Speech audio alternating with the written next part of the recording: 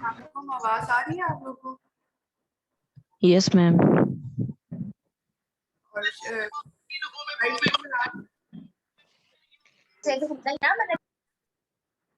जी अस्सलाम वालेकुम मैम। वालेकुम सलाम। स्लाइड्स नजर आ रही है? Yes yes ma'am. मैम।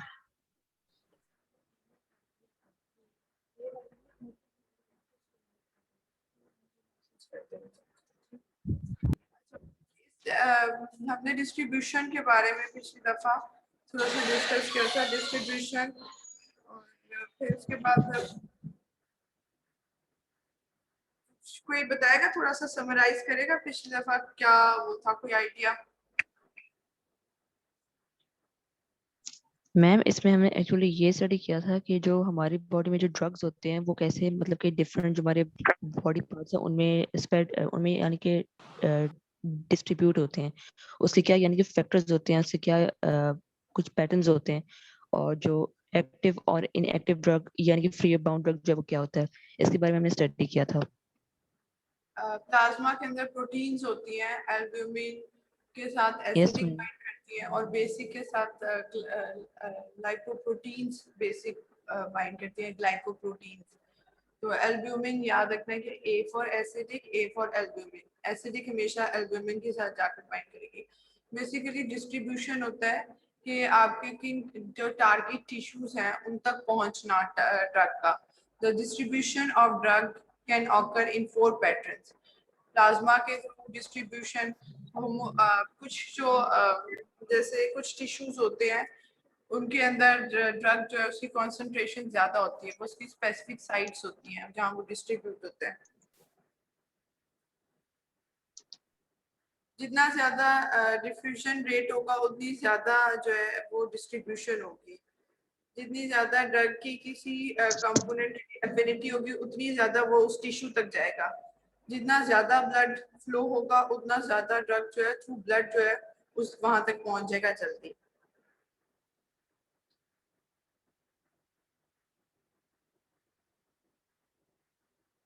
अच्छा, जो प्रोटीन्स हैं वो एक स्टोरेज के तौर पर काम करती, स्टोर कर रही थी ड्रग को आहिस्ता आहिस्ता रिलीज करती है। जब ड्रग जरूरत होती है और जहां जरूरत होती है ड्रग वहां पहुंच जाती है।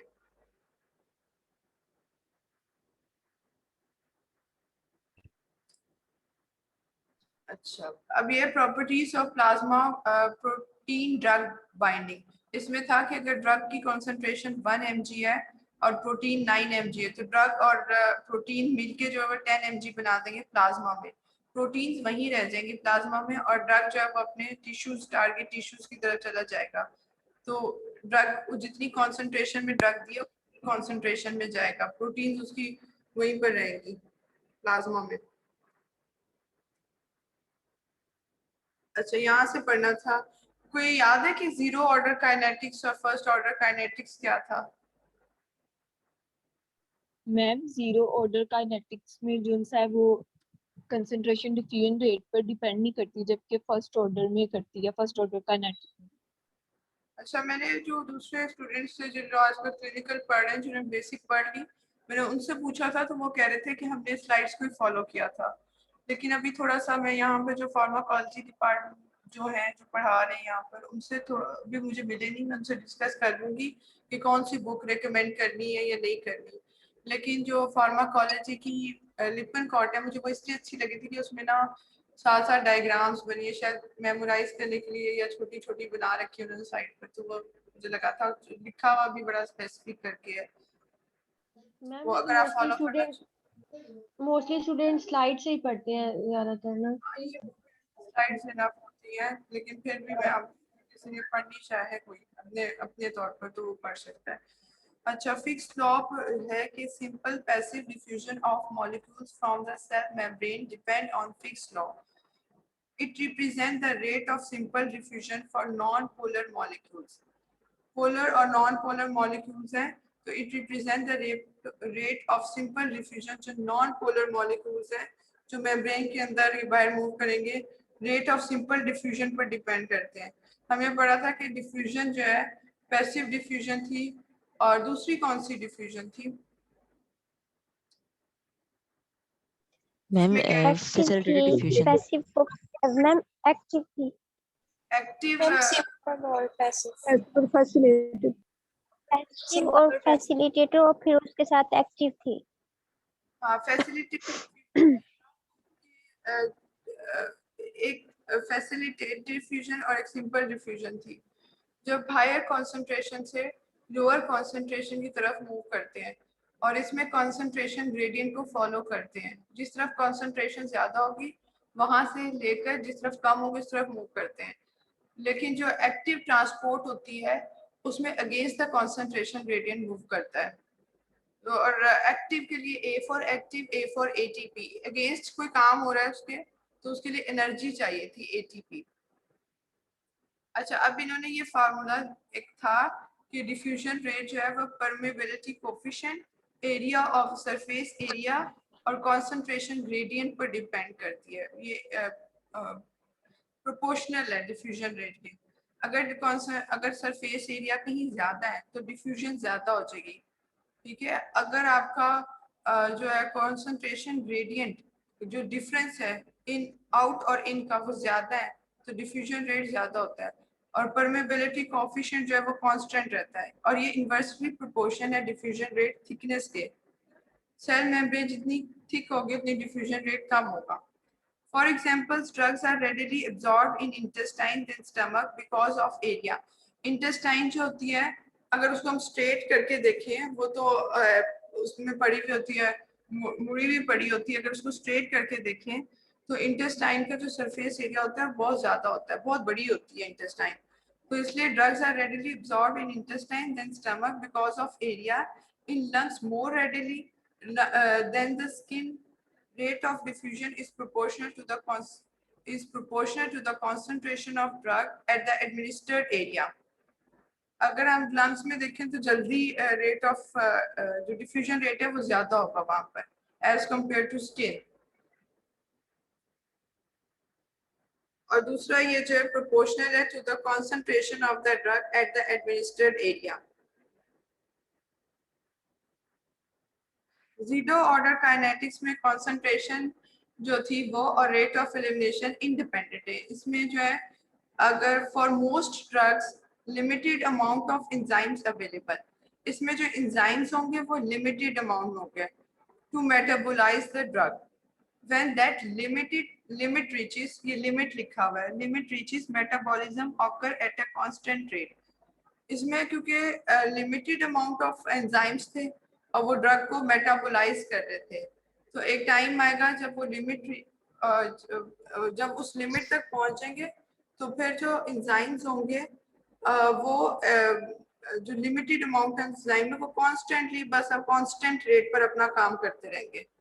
Concentration has no effect on the diffusion rate of the drug. The absorption occur in a constant speed. इसमें basically constantly elimination होगी, constantly absorption हो रही है, concentration पर dependent नहीं है। Examples इसकी aspirin and phenytoin. First order kinetics में dependent है, वो concentration जितनी ज्यादा होगी उतनी ज्यादा elimination होगी, जितनी concentration कम होगी ड्रग की उतनी कम उसकी elimination होगी। और इसमें एंजाइम्स जो है वो लिमिटेड नहीं है। With most drugs there is rapid fall in drug levels as there is excess of enzyme for metabolism. The enzyme never gets saturated. अच्छा, इसमें saturation of enzymes नहीं होता क्योंकि इसमें बहुत ज्यादा क्वांटिटी में एंजाइम अवेलेबल है। जो जीरो ऑर्डर काइनेटिक्स है उसमें एंजाइम्स लिमिटेड है, इसलिए वहां पर कांस्टेंट रेट पे वो अपना काम करते रहते हैं।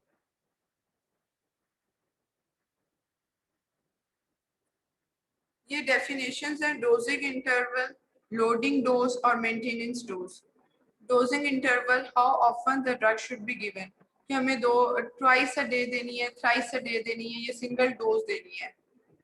ये डोजिंग इंटरवल होता है कि दो डोजेस के दरमियान में जो इंटरवल है। Loading dose which puts the plasma concentration in the therapeutic range. मैंने बताया था कि बाज औकात जो ड्रग है उसकी बहुत थोड़ी सी क्वांटिटी जो है वो ज्यादा, अगर हमें एक ड्रग दी है, अब वो ड्रग जो है वो क्या होगा कि उसका लिवर में जाकर मेटाबॉलिज्म हो जाएगा। तो जो हमारा टारगेट जो प्लाज्मा था ब्लड के अंदर, प्लाज्मा में उसकी कॉन्सेंट्रेशन तक नहीं होगी, ठीक है, वो अपने लिवर में जाकर मेटाबोलाइज हो जाएगी।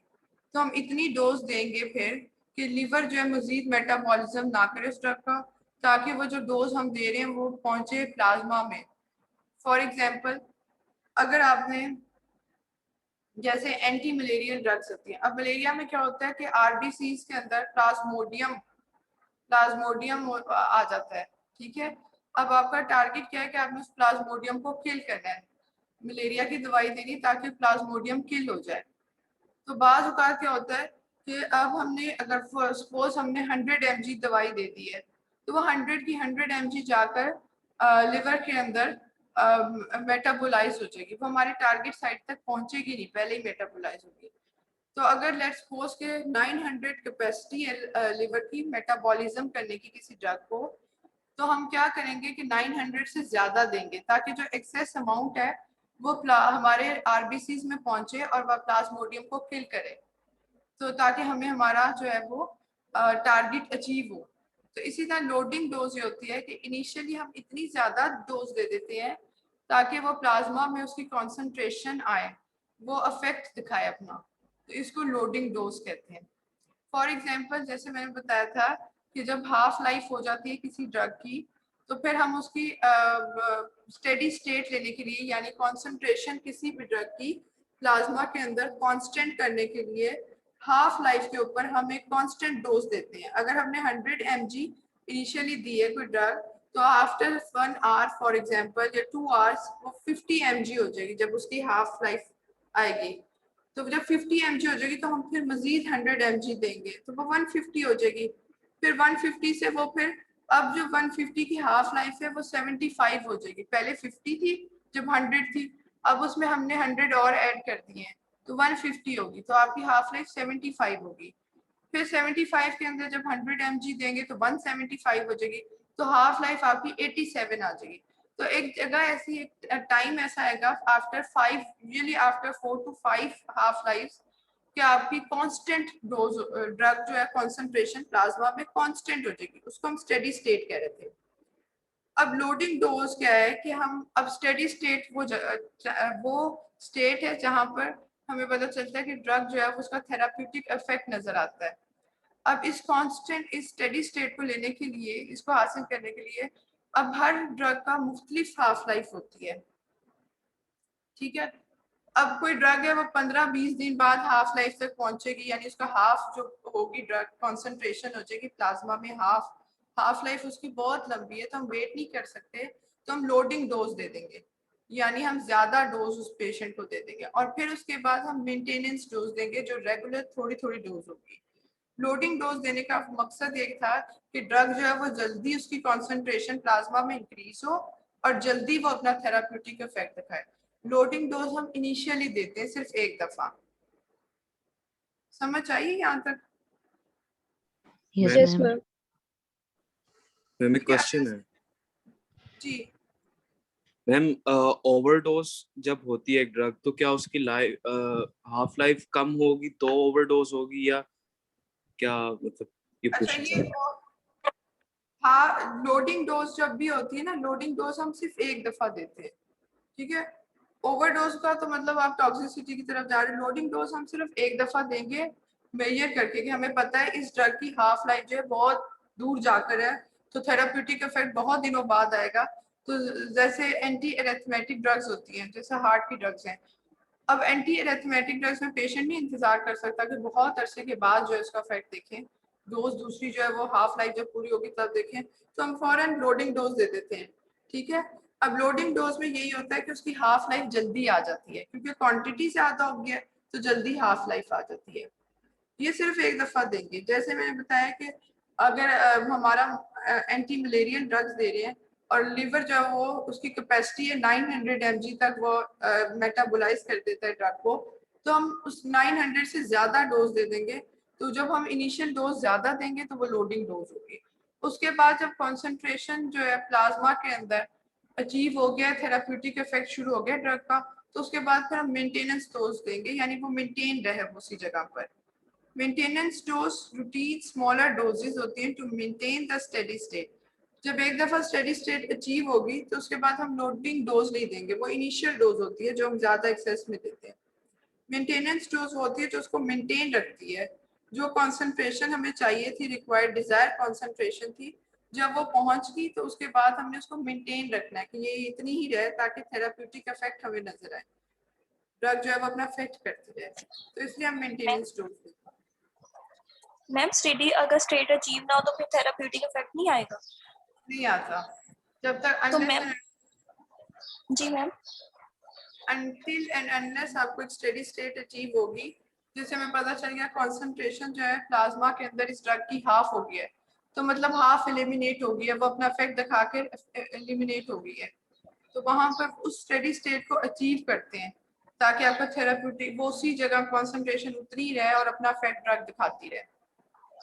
मैम तो हम जैसे अब मेडिसिन जब कभी हमारे सर में दर्द होता है कुछ, तो एक दफा हम बस पैनाडोल लेते हैं तो उसकी तो एक ही हाफ लाइफ अचीव हो रही है, तो स्टेडी स्टेट तक नहीं ना पहुंच रही, लेकिन फिर भी थेराप्यूटिक इफेक्ट तो उसका आ रहा होता है कि अक्सर होता है एक ही दफा से सर दर्द ठीक हो जाता है। हाँ, तो कुछ ड्रग्स ऐसी होती है जिनकी हाफ लाइफ बहुत छोटी होती है, ठीक है, उनको हम दिन में 2 दफा या 3 दफा दे देते हैं, लेकिन सर्टेन अब जैसे ये जो आप कह रही है कि पैनाडोल वगैरह हम ले लेते हैं, तो इनका जो है इनकी जल्दी हाफ लाइफ शॉर्ट है, जल्दी फौरन इफेक्ट दिखाती है थेराप्यूटिक, स्टेडी स्टेट जल्दी आ जाती है इन ड्रग्स की। लेकिन मैम एक हाफ लाइफ से तो नहीं ना स्टेडी स्टेट आ सकती, मतलब जैसे हमने सिर्फ एक टाइम इसको लिया और हमारा सर दर्द ठीक हो गया, हमने दोबारा इसको नहीं लिया, तो इसका मतलब तो 50% इसलिए मतलब ब्रेक डाउन हुई ना, मेटाबॉलिज्म हुआ, अभी तो स्टेडी स्टेट अचीव नहीं हुई है, लेकिन इफेक्ट तो मैम फिर भी आ ही रहा होता है। कुछ ड्रग्स होती हैं जो इस तरह की होती है जो कि स्टेडी स्टेट आपकी ना भी अचीव हो, लेकिन जैसे एंटी एरिथमेटिक ड्रग्स ये प्रोलॉन्ग होती है, इनके लिए ज्यादातर ये होता है, जो ड्रग्स फौरन इफेक्ट करती है उनके लिए नहीं है ये। Okay ma'am.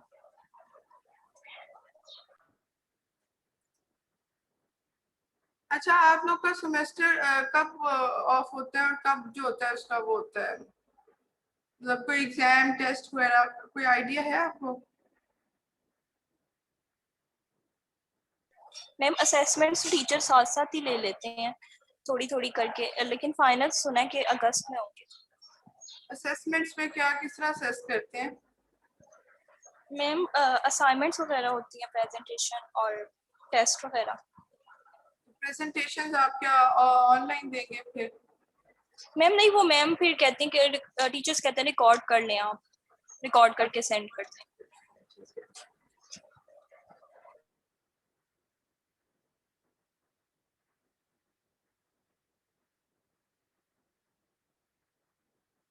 So distribution. Stored drug molecules in tissue serves as drug reservoir. The duration of the drug effect may get longer. जब वो stored हुई हुई है तो अब वो ऐसा ऐसा रिलीज होगी, उसका जो बॉडी में ज्यादा देर रहेगी. May cause a late start in the therapeutic effect or a decrease in the amount of drug effect. Redistribution ये होता है कि एक drug है, some drugs especially the general anesthetic drugs which are very lipophilic, यानी वो lipid loving है, following the injection first initially distribute to the well perfused organs like central nervous system. अब सबसे पहले वो सेंट्रल नर्वस सिस्टम में जाएंगी, फिर वो दोबारा जो है later distribution occurs to less perfused organs like muscles. At last, distribution of these drugs shift to the very low perfused tissues like adipose tissues. फिर वो bulky tissues में जाएंगी. रीडिस्ट्रीब्यूशन इसको कहते हैं कि पहले वो जो है अगर वो लाइपोफिलिक है तो सेंट्रल नर्वस सिस्टम में चलेगी, फिर उसके बाद वो कहाँ जाएगी कि परफ्यूज्ड ऑर्गन्स लाइक मसल्स वगैरह में जाएगी, और सबसे आखिर में वो जो है एडिपोज टिश्यूज में चली जाएगी. Redistribution results with the running away of the drug from their target tissue and last there effects. मुख्तलिफ जगहों पे जब वो जाएगी.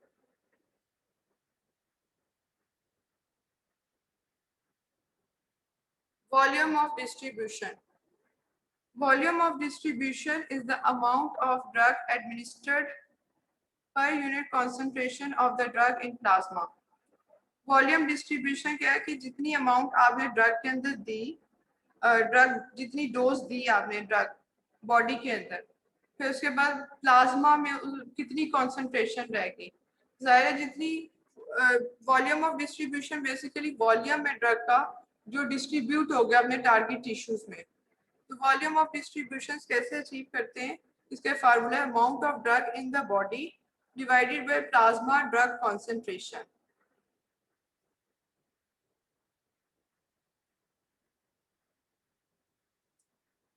अच्छा, अब इसमें कोई बताया हुआ है कि to know the volume of distribution value of a drug help us to calculate number the amount of drug found in the body at a particular time from the analyzed plasma drug concentration।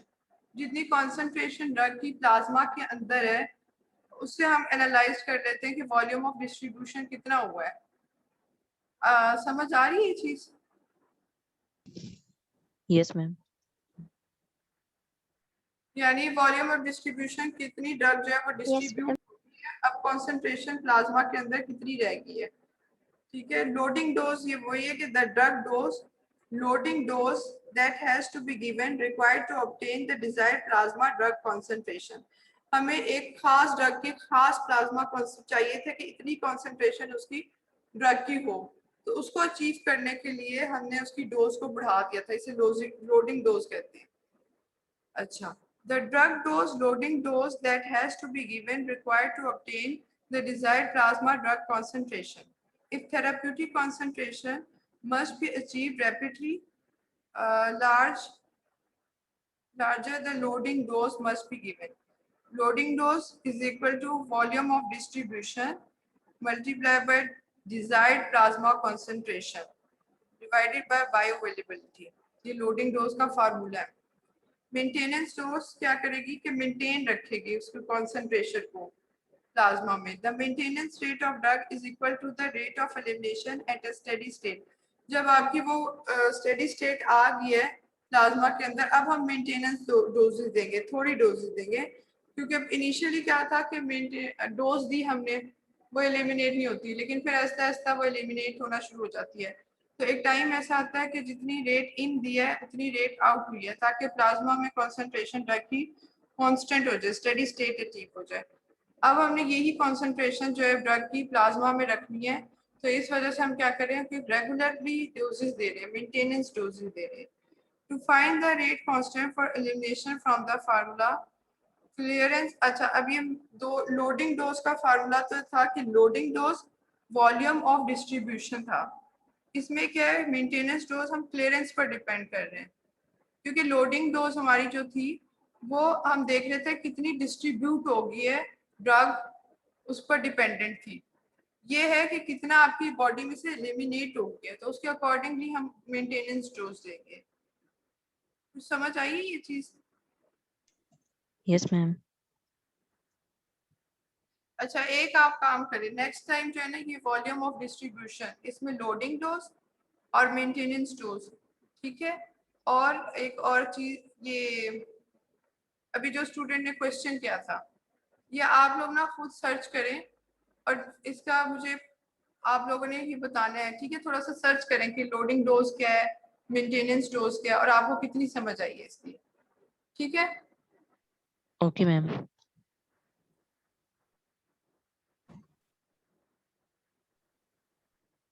क्या आपको board नजर आ रहा है? Yes ma'am. Yes ma'am. Yes ma'am.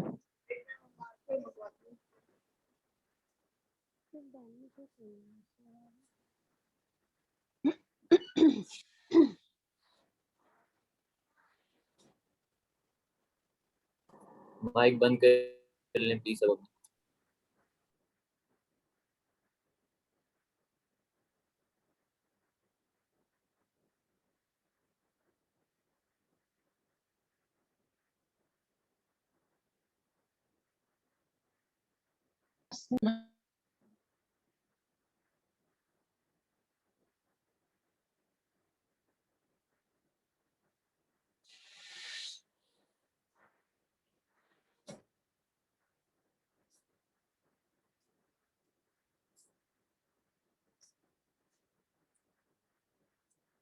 अच्छा, elimination the irreversible removal of the parent drug from the body.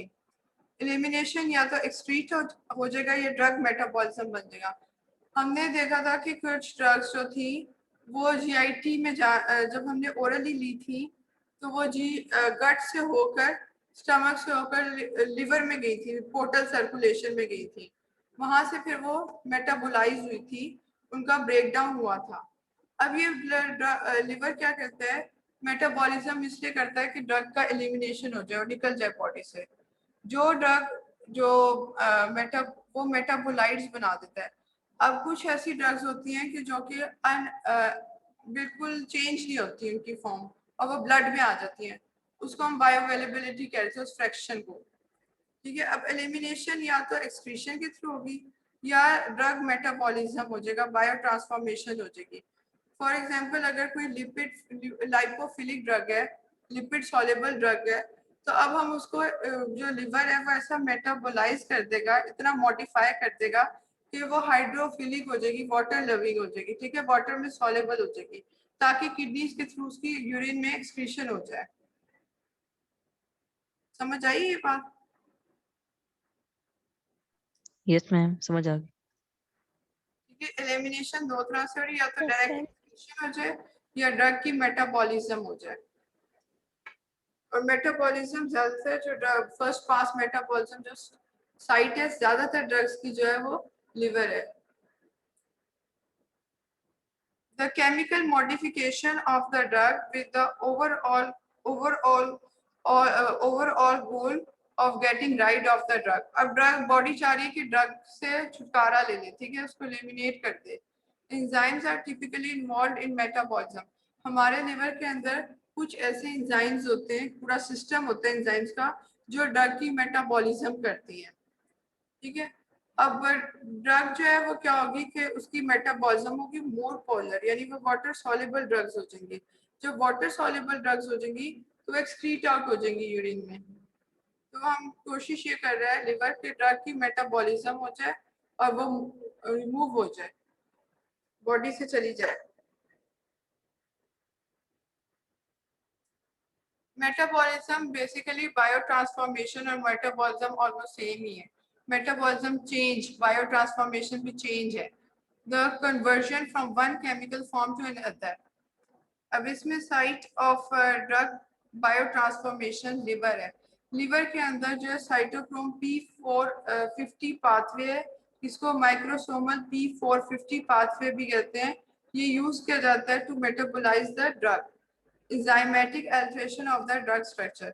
Enzyme जो है वो ड्रग के ऊपर एक्ट करेगा और ड्रग के स्ट्रक्चर को चेंज कर देगा, उसको मॉडिफाई कर देगा, मेटाबॉलिज्म कर देगा उसकी। Effect of metabolism: 80% of the drug become inactive. Inactive drug becomes active prodrug. Some drugs do not get metabolized at all. अच्छा, अब लिवर के अंदर कभी एक ड्रग हमने ली जो कि इनएक्टिव फॉर्म में थी। ठीक है, लिवर क्या करेगा, उसकी मेटाबॉलिज्म करेगा, उसे एक्टिव फॉर्म में कर देगा। या अगर हमने कोई एक्टिव ड्रग ली है तो लिवर मेटाबॉलिज्म करेगा, उसे इनएक्टिव कर देगा। और कुछ ड्रग्स ऐसे हैं जो हमने एक्टिव फॉर्म में लिए और वो एक्टिव फॉर्म में ही रहेंगे, उन पर मेटाबॉलिज्म का कोई असर नहीं होगा। फॉर एग्जांपल, अब जैसे कोडीन होती है और उसको जब वो लिवर में जाती है तो वो मॉर्फिन बन जाती है, दोनों एक्टिव फॉर्म्स हैं।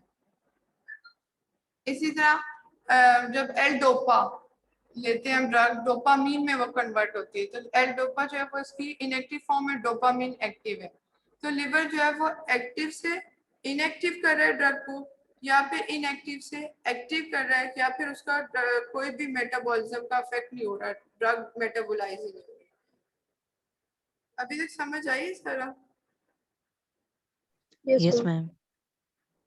अच्छा, ज्यादातर चीजें ना इसमें बस याद करने वाली हैं, जैसे डेफिनेशंस होगी, बायो अवेलेबिलिटी होगी, हाफ लाइफ होगी, उसके अलावा छोटी छोटी peak time, maximum concentration of the drug, इस तरह करके थी, डोजिंग इंटरवल। तो ये अच्छी तरह से आप अभी से पढ़ना शुरू कर दें। इनके लिए आप सर्च और गूगल पे कर लिया करें थोड़ा सा, अगर नहीं आपका कॉन्सेप्ट क्लियर हो रहा, और इन स्लाइड्स को अच्छी तरह से करना शुरू कर दें। अच्छा, majority of drugs are metabolized in the liver by enzyme cytochrome P450. Drugs may interact, active or inhibit these enzymes. अब या तो वो एंजाइम को एक्टिवेट करेंगे ड्रग्स या फिर उनको इनहिबिट करेंगे. ड्रग ड्रग इंटरेक्शन भी होगी कि मल्टीपल ड्रग्स रह रहे हैं तो वो आपस में भी इंटरेक्ट करती है, इफेक्ट करती है एक दूसरे को. The first pass metabolism है. The first pass metabolism, also known as first pass effect, or pre-systemic metabolism, यानी कि सिस्टेमिक सर्कुलेशन ब्लड में जाने से पहले वो पोर्टल सर्कुलेशन के थ्रू जब वो लिवर में गया है तो वहां उसकी मेटाबॉलिज्म हो गई है. तो सिस्टेमिक सर्कुलेशन में भी वो पहुंचे नहीं. प्री सिस्टेमिक सर्कुलेशन है ये फिनोमिना. प्री सिस्टेमिक सर्कुलेशन में पहुंचने से पहले का फिनोमिना है.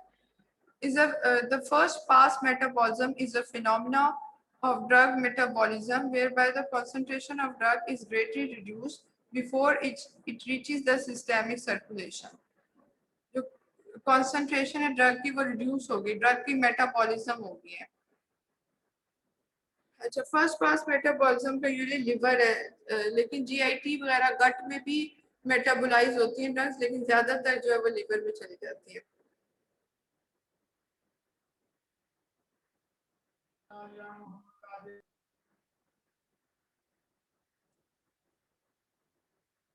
अच्छा, जो इंट्रावीनसली ड्रग दे रहे हैं उन्होंने क्या करते हैं, जो भी ओरली हम ड्रग देते हैं वो जो है फर्स्ट पास मेटाबॉलिज्म जाती है, यानी पोर्टल सर्कुलेशन में वो लिवर के अंदर जाएगी, वहां पर उसकी मेटाबॉलिज्म होगी और वो कुछ फ्रैक्शन जो है अनअल्टर्ड फॉर्म में अनचेंज जो है ब्लड में चली जाएगी, लेकिन मेटाबॉलिज्म मेटाबोलाइट्स बन जाएंगे वहां पर.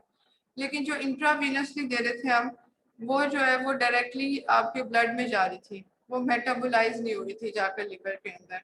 ठीक है, तो वहां पर उसने बाईपास कर दिया फर्स्ट पास मेटाबॉलिज्म को, बाईपास कर दिया, यानी वो डायरेक्ट ब्लड में चली गई और अपना इफेक्ट उसने जहाँ जाना था वो दिखा दिया है.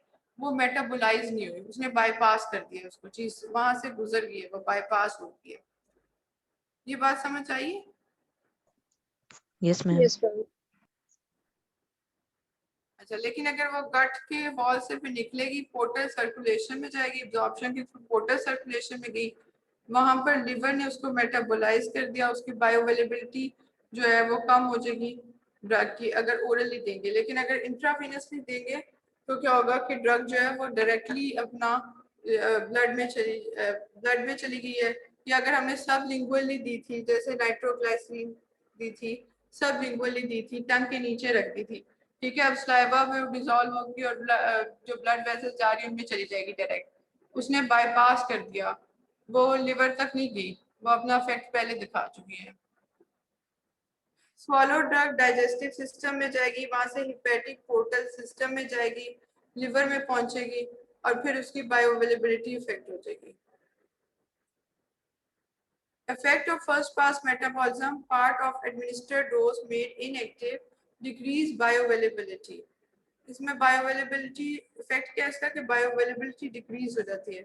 ड्रग या तो एक्टिव फॉर्म में कन्वर्ट हो जाएगी या वो इनएक्टिव फॉर्म में कन्वर्ट होगी. नाइट्रोग्लाइसरीन व्हेन गिवन ओरली. अब अगर नाइट्रोग्लाइसरीन को हमने ओरली दे दिया है, हमने सिर्फ लिंगुअली नहीं दिया, हमने उसको कहा कि खा ले गोली, तो क्या होगा कि वो भी लिवर में चली जाएगी और वहां पर वो बिल्कुल इनएक्टिवेटेड हो जाएगी. 100% फर्स्ट पास इफेक्ट. ठीक है, यानी वो लिवर में सारी की सारी चल जाएगी और सारी की सारी जो है वो इनएक्टिव हो जाएगी, उसका कोई असर ही नहीं रहेगा.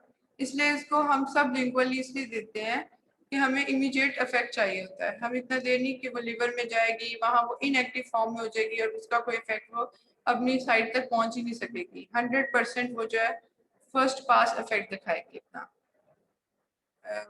अगर जैसे हम सब लिंगुअली दे देते हैं ड्रग को, किसी जैसे ये नाइट्रोग्लाइसिन है, इसको सब लिंगुअली देते हैं तो ये फौरन अपना हार्ट के ऊपर जो हार्ट अटैच में देते हैं ना, तो अपना फौरन जो है रेगुलेट करती है, वहां पर ब्लड को हार्ट को प्रोवाइड करती है ब्लड. ठीक है, तो अगर हम इसको ओरली दे देंगे तो वो जो है फिर लिवर के अंदर जाएगी, वहाँ इनएक्टिव हो जाएगी, वो अपना इफेक्ट वो नहीं दिखाएगी जो होना चाहिए इसका.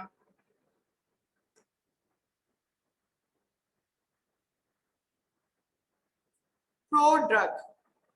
प्रो ड्रग जब वो इनएक्टिव फॉर्म में हो तो उसे प्रो ड्रग कहेंगे किसी भी ड्रग को। Administered in an inactive form after administration converted into an active form usually in the liver, design to improve the bioavailability. Enalapril, enalaprilat और रेमिप्रिलेट, ये दो एग्जांपल दी हुई है कि इनएक्टिव फॉर्म में होती है और फिर इसको लिवर जो है वो एक्टिव फॉर्म में करते हैं, इसकी बायोअवेलेबिलिटी को इम्प्रूव कर देते हैं। अच्छा जो affect metabolism, factors affecting the metabolism, इसमें एज आ गई, diseases, conditions, induction of drug metabolism enzymes, first pass effect, competition between drugs, genetics, environmental factors। अच्छा ये सारे वो फैक्टर्स हैं जब ड्रग लिवर के अंदर जा रही है, मेटाबोलाइज हो रही है, तो वहां पर सर्टेन फैक्टर्स होते हैं जो मेटाबॉलिज्म को अफेक्ट करते हैं।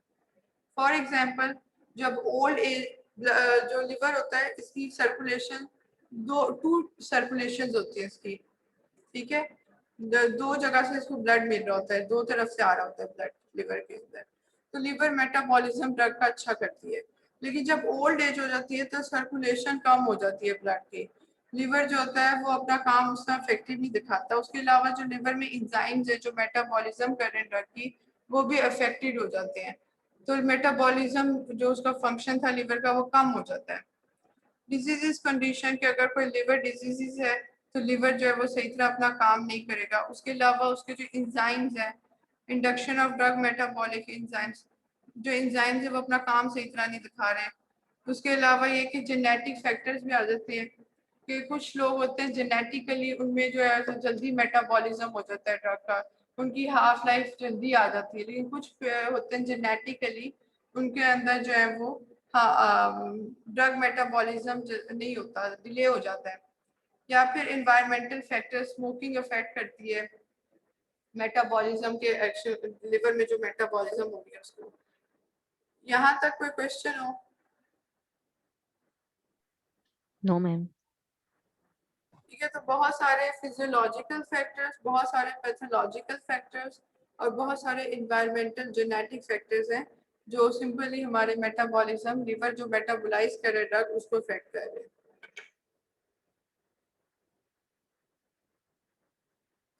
अच्छा अब ड्रग मेटाबॉलिज्म के दो फेजेस हैं, इसलिए मैं थोड़ा सा बता देती हूँ, अगली दफा ये मैं डिटेल में दोबारा बता दूंगी। फेज 1 रिएक्शन होगा, हमारा मकसद ये था कि एक तो ये था कि ड्रग जो है ना उस वो एलिमिनेट हो जाए, मेटाबोलाइज करे लिवर उसको और वो बॉडी से निकल जाए, ठीक है। अब कुछ ड्रग्स होती हैं जैसे लिपिड लाइपोफिलिक ड्रग्स थी, लिपिड सॉल्युबल ड्रग्स थी, तो उनको निकालने के लिए उनको हमने जो है मॉडिफाई किया था, पोलर बना दिया था, वाटर सोल्युबल बना दिया था ताकि वो यूरिन के थ्रू किडनी से निकल जाए। अब होता ही है कि कभी दोबारा जो फर्स्ट फेज होता है उसमें क्या होता है, एक ड्रग होती है, ठीक है, ड्रग को हमने in the presence of NADPH, ठीक है, हमने उस ड्रग को जो है वो ड्रग ऑक्सीडाइज्ड हो जाती है। फॉर एग्जांपल ये मैं थोड़ा सा बस बता रही हूँ, फेज 1 इसमें क्या हुआ है कि ड्रग हमने दी, ठीक है, अब ड्रग जो है ये क्या करेगी, यहाँ पर NADPH और आपकी जो एंजाइम्स है,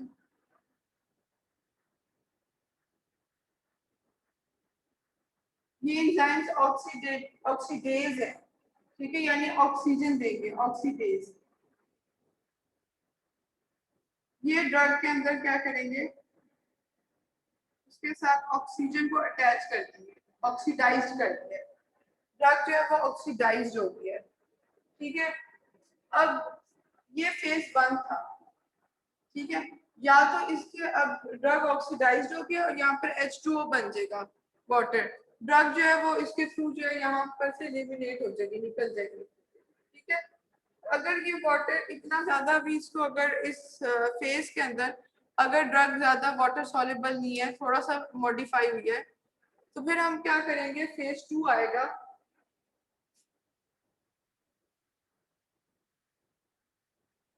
यही ड्रग फिर जो है क्या करेगी कि इसके अंदर इसके ऊपर ट्रांसफरेज एंजाइम्स एक्ट करेंगे ताकि इसकी फर्दर इसको वाटर सॉल्युबल किया जाए और ये बॉडी में से निकल जाए। या तो वो डायरेक्ट फेज 1 में ही निकल जाएगी, वो इतनी ज्यादा वाटर सॉल्युबल हो जाएगी, इतनी ज्यादा ऑक्सीडेशन हो चुकी है कि वो निकल जाएगी यूरिन के थ्रू। या फिर क्या होगा कि फेज 2 आएगा जिसमें क्या होगा कि ड्रग जो होगी उसकी फर्दर ट्रांसफरेज एंजाइम्स की प्रेजेंस में उसकी कॉन्जुगेशन होगी। कॉन्जुगेशन होता है कि एक ड्रग को उसके दूसरे मॉलिक्यूल्स के साथ कॉन्जुगेट करना, जोड़ देना, ठीक है। उसकी फर्दर कॉन्जुगेशन होगी in the presence of transferase enzyme, जिसकी वजह से फिर वो ज्यादा वाटर सॉल्युबल हो जाएगी, ज्यादा पोलर हो जाएगी और बॉडी के अंदर से निकल जाएगी, ठीक है। ये मैं दोबारा आपको, अब ये टाइम खत्म हो गया, दोबारा एक्सप्लेन कर दूंगी। ये 2 फेजेस है इसके। फेज 1 में क्या है, convert parent compound into a more polar hydrophilic metabolite by adding और अनमास्क्ड फंक्शनल ग्रुप। यहाँ पर फेज 1 में या तो OH ऐड कर देगा या वो NH2 अमोनियम वो ऐड कर देगा या फिर वो कार्बोक्साइल ग्रुप्स ऐड कर देगा। ये सारी ऑक्सीडेशन है। Often these metabolites are inactive, may be sufficiently polar to be excreted rapidly. ये इतनी polar हो कि ये water soluble की excrete out हो जाए, लेकिन अगर ये इतनी नहीं, अभी भी excrete नहीं हो रही, तो ये phase 2 के अंदर जाएगी। phase 2 में क्या होगा, conjugate with endogenous substrate to further increase the aqueous solubility. Conjugation with glucuronide, sulfate, acetate या amino acid। यानी ये ड्रग जो है या अमाइनो एसिड के साथ कॉन्जुगेट कर जाएगी, ज्यादातर ये ग्लूकोरोनाइड के साथ कॉन्जुगेट करती है, या फिर ये बॉडी में जो सल्फेट्स हैं उनके साथ कर देगी, या एसीटेट्स के साथ या अमाइनो एसिड्स के साथ कॉन्जुगेट करके इसको फर्दर पोलर बनाया जाएगा, फर्दर वाटर सॉल्युबल बनाया जाएगा ताकि ये बॉडी में से निकल जाए।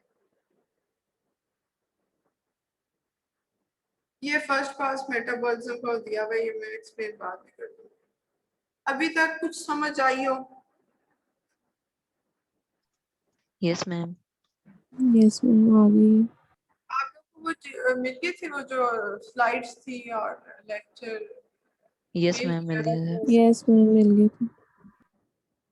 अच्छा, ये स्लाइड्स ना मुझे सारी मेल कर दी, इनको आप एक दफा पढ़ लीजिएगा और जो 1-2 स्लाइड्स के बाद थोड़ी सी रह गई है, ये एंजाइम्स बताएंगे।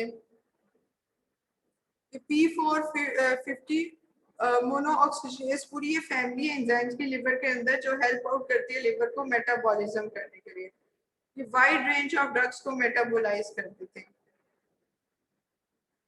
ये एग्जांपल्स दी हुई है जो सिप1, अब ये सिप लिखते हैं, साइटोक्रोम P450 पूरा लिखने की जगह इसकी CYP सिप लिख देते हैं। ये कुछ एग्जांपल्स हैं इसमें। ये जो सिप 3A4 और एक 2D6, ये ज्यादातर ड्रग्स पर ये वाली इफेक्ट करती है।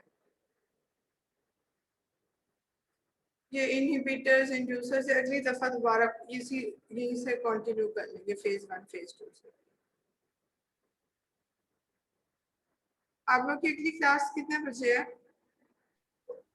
मैम मैम 10 अभी o'clock। 10 बजे है। अभी स्टार्ट। ठीक है, ये आप पढ़ लीजिएगा, लेकिन नेक्स्ट टाइम दोबारा से मैं अगर कोई क्वेश्चन हुआ, कोई क्वेरी, दोबारा से आप लोग को बता दूंगी, ठीक है? ओके यस मैम, इंशाल्लाह। Thank you.